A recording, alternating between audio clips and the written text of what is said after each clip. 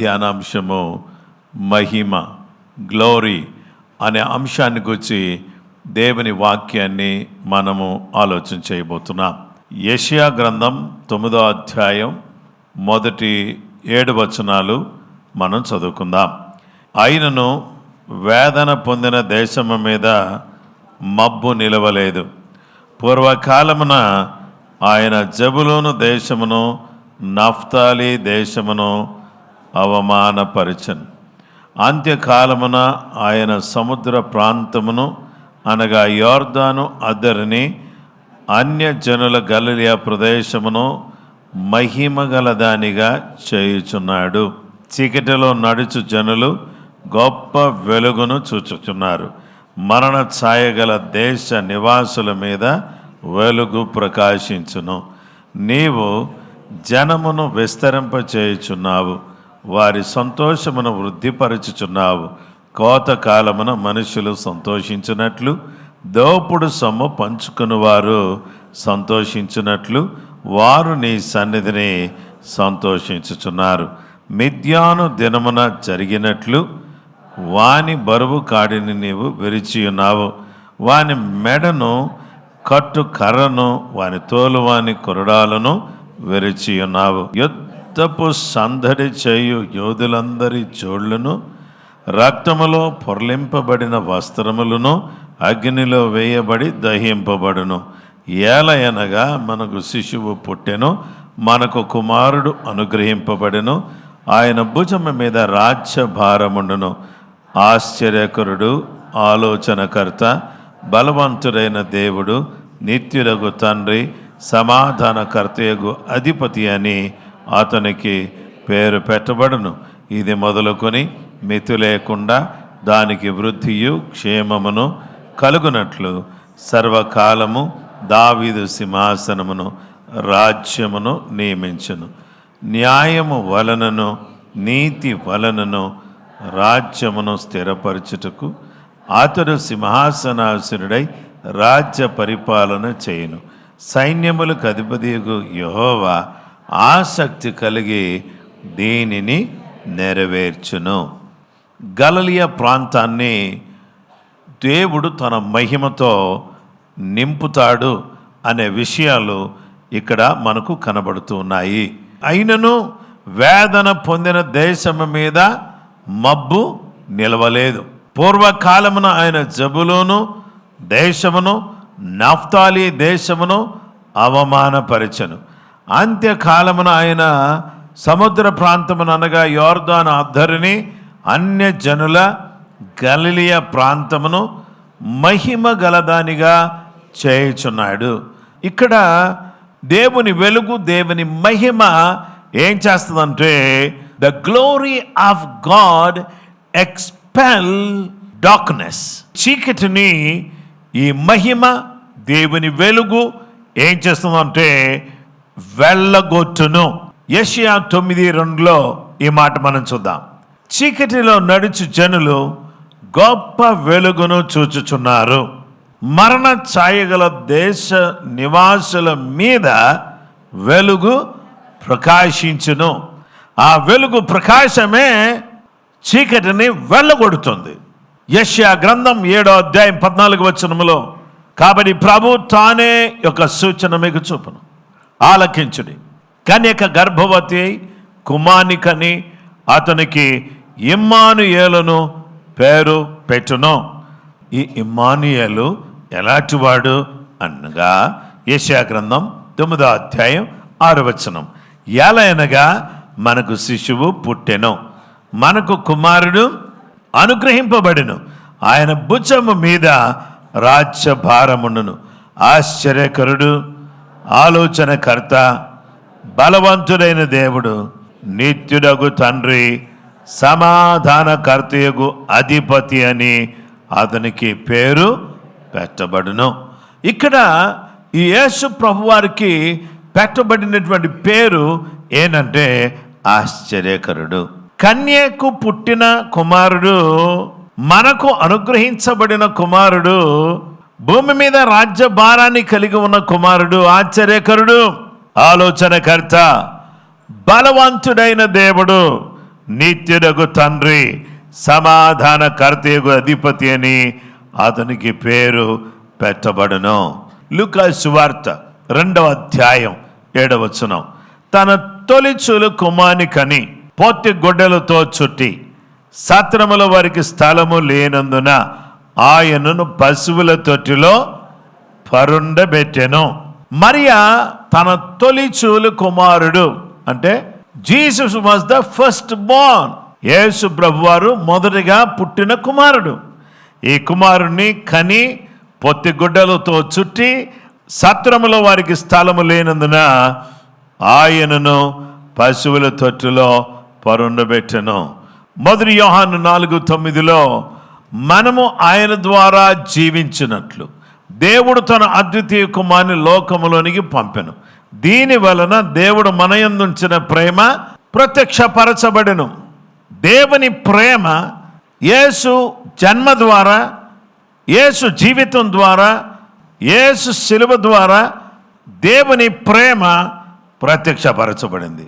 ప్రేమ ప్రత్యక్షపరచబడినప్పుడు చీకటిని దేవుడు దూరం చేస్తాడు. చీకటి అంటే ఏంటి? పాపము, రోగాలు, సమస్యలు. ఇలాంటి చీకటిలో ఉన్నటువంటి వాళ్ళ దగ్గరికి దేవుడు ఏం చేశాడో తెలుసా? వెలుగుగా వచ్చాడు. ఈ లైట్లు ఏం చేస్తాయి అంటే భౌతిక సంబంధమైనటువంటి చీకటిని దూరం చేస్తాయి. యేసు అనే లైట్ ఏం చేస్తుందంటే పాపం అనే చీకటిని దూరం చేస్తుంది. చీకటిలో నడిచే వాళ్ళ దగ్గరికి యేసు అనే వెలుగు బెత్లెహేములో అరుణోదయ దర్శనముగా ఉదయించెను. ఆయన ఉదయించినప్పుడు నఫ్తాలి, జబులోను అనే ప్రాంతాల మీద ఉన్న చీకటి తొలగిపోయింది. గలిలయలో అన్య జనుల మధ్యలోకి దేవుని వెలుగు, మహిమ ప్రకాశించడం ప్రారంభించింది. దేవుడు ఏమి వెళ్ళగొట్టే దేవుడుగా ఉన్నాడంటే ఆయన చీకటిని వెళ్ళగొట్టే దేవుడు. నీవు అంగీకరించకుండా నీ జీవితంలో చీకటి పోదు, వెలుగు ప్రకాశిస్తుంది. వెలుగును నువ్వు స్వీకరిస్తే చీకటి పారిపోతుంది.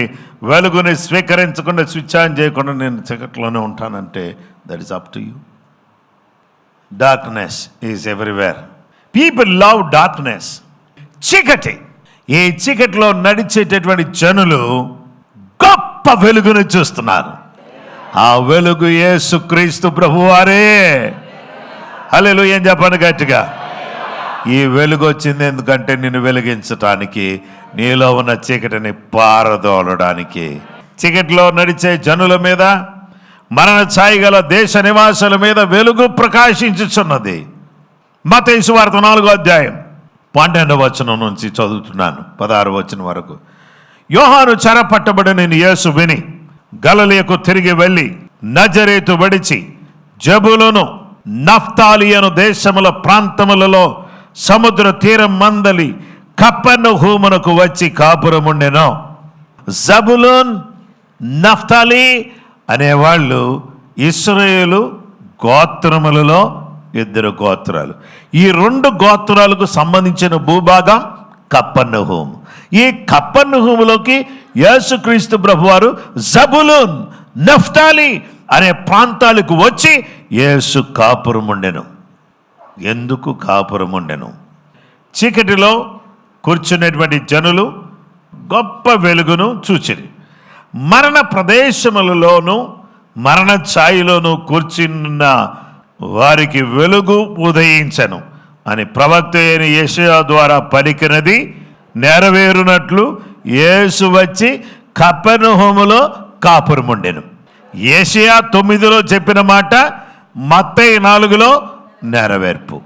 ప్రవచనం దాని నెరవేర్పు. జబులూను, నఫ్తాలి అనే ప్రాంతములకు యేసు వచ్చి అక్కడ నివసిస్తున్నాడు. యేసు ఎవరై ఉన్నారు? దేవుని కుమారుడై ఉన్నాడు. యేసు ఏమై ఉన్నాడు? లోకమునకు వెలుగై ఉన్నాడు. ఈ వెలుగై ఉన్నవాడు ఎక్కడికి వచ్చాడు? కపెర్నహూముకు వచ్చాడు. అరుణోదయ దర్శనమిస్తున్నాడు. ఈ దర్శనం ఏం చేస్తుంది? అరుణోదయ దర్శనం. ఈ అరుణోదయ దర్శనాన్ని యేసు ప్రభువారు మనకు దయచేసి మన జీవితంలో ఉన్నటువంటి చీకటిని ఆయన ఏం చేశాడంటే తొలగించాడు. మన ఇంట్లో నుంచి, మన ఒంట్లో నుంచి ఏం వెళ్ళిపోవాలి? పాస్టర్ గారు మీరు ప్రార్థన చేస్తుంటే నాలోంచి ఏదో నల్లగా అట్లా వెళ్ళిపోయినట్టు కనిపించింది పాస్టర్ గారు. హల్లెలూయా, అది వెళ్ళిపోవాలి ఇప్పుడు. ఆమేన్. యేసు లోపలికి వస్తే చీకటి బయటికి పారిపోతుంది. మీరు పూర్వమందు చీకటి అయి ఉన్నారు, ఇప్పుడైతే ప్రభువునందు వెలుగై ఉన్నారు. మత్తయి 5:14 మీరు లోకమునకు వెలుగై ఉన్నారు, కొండ మీద నుండి పట్టణం మరుగై ఉన్న నేరదు. మహిమ ఏం చేస్తుందంటే వెలగొడుతుంది. రెండవది మహిమ, గ్లోరీ.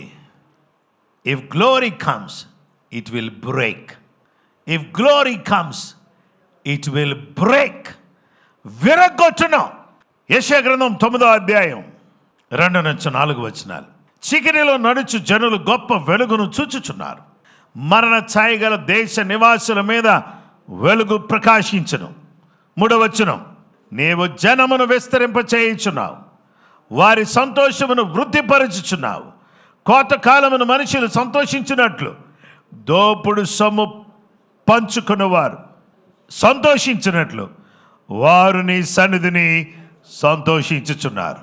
మిద్యాను దినమున జరిగినట్లు వాని బరువు కాడిని నీవు విరిచి ఉన్నావు, వాని మెడను కట్టు కర్రను, వాని తోలు వాని కొరడాలను విరిచి ఉన్నావు.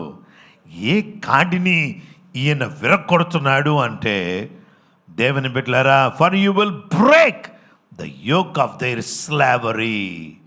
చూడండి, ఐగుప్తు అనేది ఏంటంటే బానిసత్వం.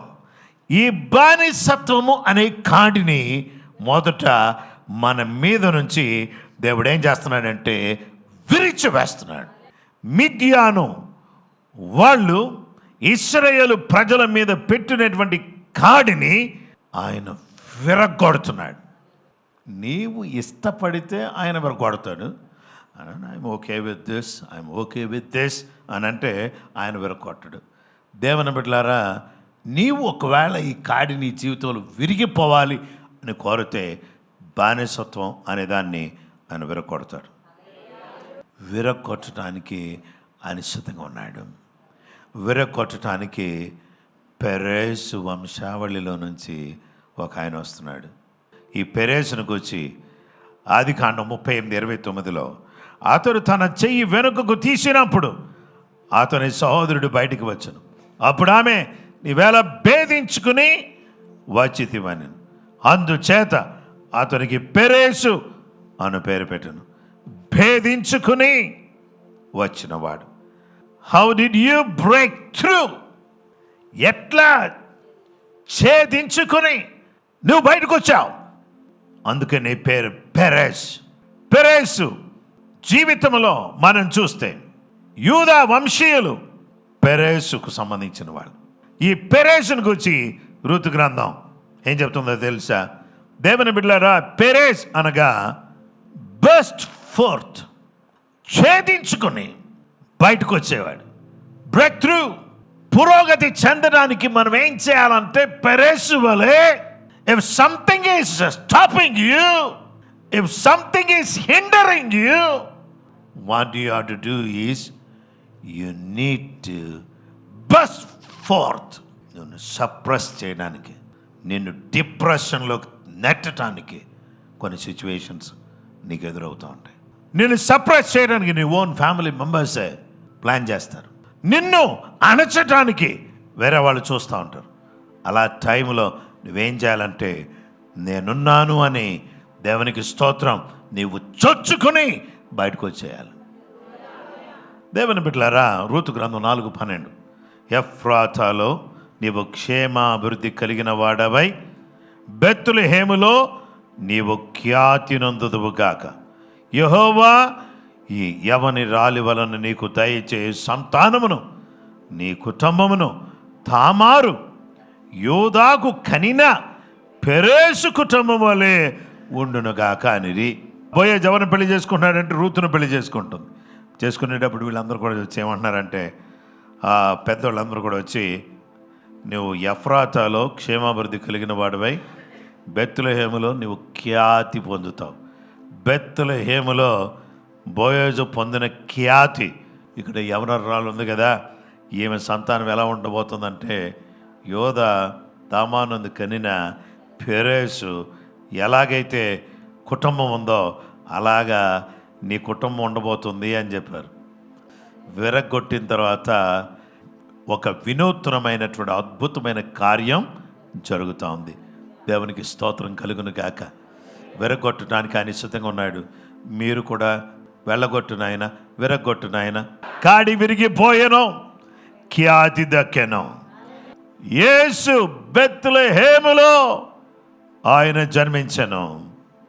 బోయేజు ఇంట్లో నుండి, బోయేజు వంశావళిలో నుంచి, పెరేసు వంశావళిలో నుండి చూసారా, బోయేజు రూతు ఓబేదును కనెను, ఓబేదు యెషయిని కనెను, యెషయి రాజైన దావీదును కనెను, రాజైన దావీదు యేసు క్రీస్తు ప్రభువుని కనెను.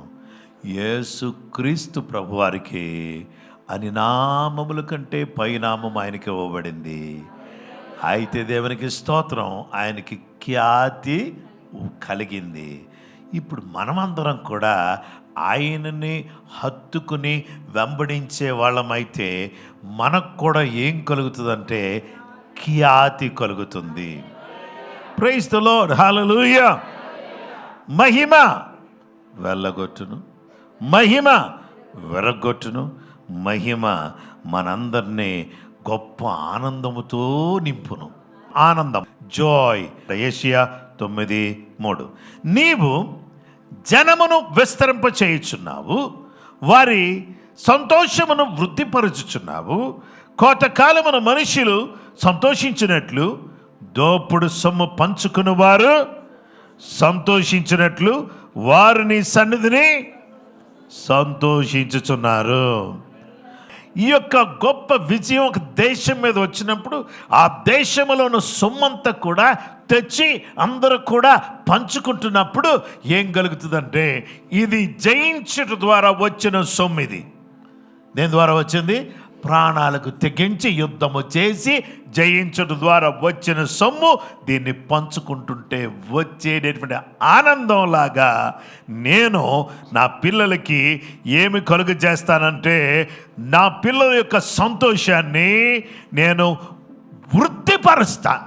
మనమందరం ఎందుకు సంతోషంగా ఉండాలంటే, భయపడకుడి, ఇదిగో ప్రజలందరికీ కలుగబోవు మహా సంతోషకరమైన సువర్తమానం నేను మీకు తెలియజేస్తున్నాను. దావీదు పట్టణమందు నేడు రక్షకుడు మీ కొరకు పుట్టి ఉన్నాడు, ఈయన ప్రభువైన క్రీస్తు. భయపడకండి, భయపడకండి, సంతోషించండి. 1 పేతురు పత్రిక 8వ 9వ, మీరు ఆయనను చూడకపోయినను ఆయన ప్రేమించుచున్నారు. ఇప్పుడు ఆయనను కన్నులారా చూడకియే విశ్వసించు మీ విశ్వాసమునకు ఫలము అనగా ఆత్మరక్షణను పొందుచు చెప్పన శక్యమును మహిమయుక్తమునైన సంతోషము గలవారై ఆనందించుచున్నారు. దేవునికి స్తోత్రం కలుగునుగాక. వెళ్ళగొట్టబడింది, చీకటి వెళ్ళిపోయింది, కాడి విరిగింది, యేసయ్య నాలోకి వచ్చాడు. ఇప్పుడు నాకు ఏం కలిగింది? సంతోషం, ఆనందం. ఆమేన్. దేవుని బిడ్డలారా, యేసయ్యను హృదయంలో కలిగి ఉంటే వచ్చే ఆనందం, అది ఎలాంటి ఆనందం అంటే శాశ్వతమైన, చెప్పన శక్యమైన, మహిమతో కూడిన ఆనందం. ఈ ఆనందాన్ని దేవుడు ఆయన అంగీకరించడం ద్వారా మన హృదయంలోకి ఆయన పంపించాడు. పంపించబడినటువంటి ఈ ఆనందాన్ని మనం కలిగి మనం ఏం చేయాలంటే యేసులో ఆనందించాలి. హల్లెలూయా, దేవునికి స్తోత్రం. ఈ ఆనందం ఎందుకు ఇచ్చాడు అంటే రాజ్యం, kingdom. Why God gave us joy in order to come into the kingdom of God. దేవుని రాజ్యంలోకి మనం రావాలి. యెషయా గ్రంథం 9వ అధ్యాయం 6-7 వచనాలు. ఎలయనగా మనకు శిశువు పుట్టెను, మనకు కుమారుడు అనుగ్రహింపబడెను, ఆయన భుజము మీద రాజ్యభారముండును. ఆశ్చర్యకరుడు, ఆలోచనకర్త, బలవంతుడైన దేవుడు, నిత్యుడగు తండ్రి, సమాధాన కర్తయగు అధిపతి అని అతనికి పేరు పెట్టబడును. ఇది మొదలుకొని మితి లేకుండా దానికి వృద్ధియు క్షేమమును కలుగునట్లు సర్వకాలము దావీదు సింహాసనమును రాజ్యమును నియమించును. న్యాయము వలనను నీతి వలనను రాజ్యమును స్థిరపరచుటకు అతడు సింహాసనాసురుడై రాజ్య పరిపాలన చేయును. సైన్యములకు అధిపతి యెహోవా ఆసక్తి కలిగి దీన్ని నెరవేర్చును. ఆ రాజ్య భారం కలిగినటువంటి ఆ శిశువు, ఆ మహిమ గల దేవుడు మన జీవితంలోకి వచ్చాడు కాబట్టి ఇక ఇది మొదలుకొని మితి లేకుండా దానికి వృద్ధి క్షేమం కలుగునట్లు సర్వకాలము దావీదు సింహాసనము రాజ్యమును ఆయన నియమించును. దానియేలు గ్రంథం 2:44 ఆ రాజుల కాలములలో పరలోకమందున్న దేవుడు ఒక రాజ్యమును స్థాపించును. నాశనము లేని రాజ్యం, వృద్ధి కలిగించే రాజ్యం, యేసయ్య పరిపాలించే రాజ్యం. దేవునికి స్తోత్రం. దేవుని బిడ్డలారా, ఆ రాజ్యం దాన్ని పొందిన వారికి గాక మరెవరికి చెందదు. అది ముందు చెప్పిన రాజ్యములన్నిటినీ పగలగొట్టి నిర్మూలము చేయును, కానీ అది యుగ యుగములు నిలుచును. హల్లెలూయా. యేసు రాజ్యం నిలిచే రాజ్యం. యేసు రాజ్యం ఎల్లప్పుడూ ఉండే రాజ్యం. ఈ రాజ్యం నిలిచే రాజ్యములో నిన్ను నిలపాలనేదే ఆయన ఉద్దేశం. ఆయన పుట్టేటప్పుడు గబ్రియేలు దూత వచ్చి మరియు చెప్పిందేంటో తెలుసా? తన తండ్రి అయిన దావీదు సింహాసనమును ఆయనకు ఇచ్చును, ఆయన యాకోబు వంశస్థులను యుగ యుగములు ఏలును, ఆయన రాజ్యము అంతము లేనిదై ఉండును. హల్లెలూయా. యేసు రాజ్యం అంతము లేని రాజ్యం. యేసు రాజ్యాన్ని ఈరోజు మనమందరం కూడా ఏం చేయాలంటే వెతకాలి. మత్తయి సువార్త 6:33 కాబట్టి మీరు ఆయన రాజ్యమును నీతిని మొదట వెదకుడి, అప్పుడు అవన్నీ మీకు అనుగ్రహించబడును. హల్లెలూయా. కాబట్టి దేవుని రాజ్యం భోజనం పానం కాదు, నీతి, సమాధానం, పరిశుద్ధాత్మయందలి ఆనందం. దేవుని బిడ్డలారా, ఈ రాజ్యానికి మనందరిని కూడా వారసులుగా చేయడానికి యేసు ప్రభువారు పరలోకం నుంచి భూలోకానికి వచ్చి ఆయన ఏం చేశారంటే కలవరి శిలువలో తన ప్రాణాన్ని బలిగా అర్పించాడు. అర్పించి మనమందరం ఏ సమూహం అండి? రాజులైన యాజక సమూహం. ఇప్పుడు ఈ సమూహం ఏం చేయాలో తెలుసా? ఈ రాజులైన యాజక సమూహం మహిమ తీసుకొచ్చేటటువంటి వాళ్ళు ఎవరు? మహిమ దిగి వచ్చేటట్టు చేసేవాళ్ళు ఎవరు? మహిమ మన ప్రాంతంలో కనబడేటట్టు చేసేవాళ్ళు ఎవరు అంటే యాజకులు. హల్లెలూయా. ఇప్పుడు ఆ మహిమ గల దేవుడు వచ్చి ఏం చేశాడు? వెళ్ళగొట్టాడు. He expel. రెండోది ఏం చేశాడు? విరగొట్టాడు. ఇక మూడోది ఏం చేశాడు? ఆనందంతో నింపాడు. మీరు ఆనందంతో మిమ్మల్ని నింపింది ఎందుకో తెలుసా? నా రాజ్యంలో మీరు ఉండాలి. నా రాజ్యం నిలిచే రాజ్యం. ఈ రాజ్యం భోజనం కాదు, పానం కాదు, పరిశుద్ధాత్మయందలి ఆనందం. ఈ ఆనందంతో కూడిన ఈ రాజ్యాన్ని నేనొక్కడే రాజుగా కాకుండా మీరు కూడా రాజులు. నేను మాత్రమే యాజకుడు కాదు, మీరు యాజకులు. రాజులైన యాజక సమూహం ఏం చేస్తున్నారంటే ఆయన గుణాతిశయములను ఈ లోకంలో ప్రచురం చేయాలి. చీకట్లో నుంచి దేవుడు వెలుగులోకి మనం తీసుకొచ్చాడు. చీకటిని వెళ్ళగొట్టాడు, కాడిని విరగొట్టాడు, ఆనందంతో నింపాడు, ఆయన రాజ్య వారసులుగా చేశాడు. ఇప్పుడు ఆయన రాజ్య పౌరులుగా, ఆయన రాజ్యములో రాజులైన యాజకులుగా మనం కదులుతున్నప్పుడు మన ఏరియాలో యేసు రాజ్యం తెచ్చుదుము గాక, యేసు మహిమను తీసుకొచ్చుదుము గాక, యేసు మహిమ మన కుటుంబంలో కనబడును గాక, యేసు రాజ్యమే వచ్చును గాక. ఈ రాజ్యానికి సంబంధించిన పనులు చేసేవాళ్ళగా మనమందరం ఉందాం గాక. Let us work the works of the kingdom. Let us work the works of the kingdom. రాజ్య సంబంధమైన పనులు చేసేవారుగా ఉందము గాక.